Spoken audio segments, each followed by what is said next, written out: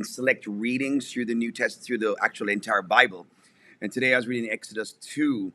And as I was reading it, a verse hit me that, like, in a way I never noticed before. Man, like, whoa. Exodus chapter 2 is about when the children of Israel were growing in number. Starts with 70 people. Now they got to about 2 million or so. And the Pharaoh, or the king of Egypt, did not know anything about Joseph, and he started to oppress the people, get them into slavery, have them under forced labor. It was just terrible. But even though he was doing that, the people kept increasing. And then he says, you know what, we're going to kill the babies when they're being born. And they got out of that. Then he says, listen, when you see a child under 2 years old, a male child, throw it in the Nile. I mean, so therefore, the level of opposition was crazy. But this is what I saw at the end of chapter 2, when the people were grieving and praying and crying out to God. It says their cry for rescue from slavery came up to God. And God heard their groaning, and God remembered his covenant with Abram, with Isaac, and with Jacob. And verse 25 is the one that just went like boom. It says, God saw the people of Israel, and God knew. And therefore, it kind of like just the revelation is kind of boom, that God saw the people and God knew. And he just hit me. God sees me and he knows me. And I just wanted to just drop this note to tell you, man, listen, God sees you and he knows you. God sees your heart and he knows where you're hurting, where you're longing, where you're desiring, where you're crying out. He knows your heart, what makes you happy, what makes you sad. He sees your heart and he knows it. He sees your circumstance and he knows that the circumstances are temporary, that it will come to pass. He sees your circumstance and sees the situation you are in.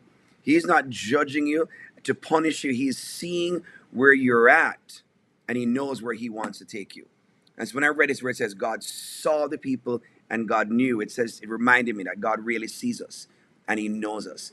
And because he knows the depths of our heart and he knows exactly what's going on with us, God remembers. Literally, the Bible means he recalled and brought back to the surface the covenant he made with Abraham, Isaac, and Jacob, because God is a God of covenant, a promise-keeping God.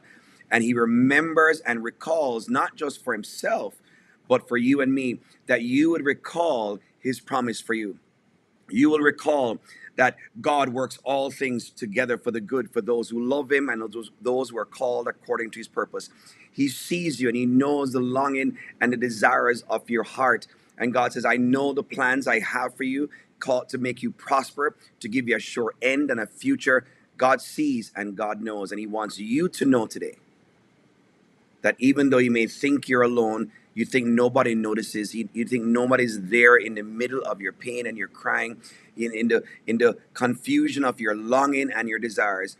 But I want to remind you today, as I was reminded, that God sees, and he sees you, and he sees your heart, and he sees your circumstances, and guess what? He sees your future. And God knows his plans he has for you. God knows that he doesn't give you more than you can bear. God knows that he's going to sustain you and strengthen you. God knows what you're going through. And he's a promise-keeping God. So would you call to mind the truth that God is with you? Would you call to mind that he has promised you a sure end, that what the enemy and anybody else may intend for harm, that God is intending it for your good? He wants to call to mind that he will never leave you nor forsake you. He will be with you to the very end of the days. He wants you to recall and bring back to mind the covenant he has made with his people, where he says, surely goodness and mercy shall follow you all the days of your life. And therefore, today is a day of your life, and therefore mercy and goodness comes to you. And so I want to encourage you, as I was encouraged this morning from the reading, and say, hey, listen, get into reading the Bible. It will change your life. Tap into the Bible tracker, just get into the juice. And let me pray for you. Lord, bless your people today. Release your grace and your love and your power upon them. Let them know that they know that they know that you, the living God, you see us, you hear us, you know what we're going through, you know our heart, and that God, you fulfill your promise. Hey guys, God bless you. Hey, this is just juicy. Let's just get back into the word more and more and just love on Jesus. Hey guys, this is good, huh?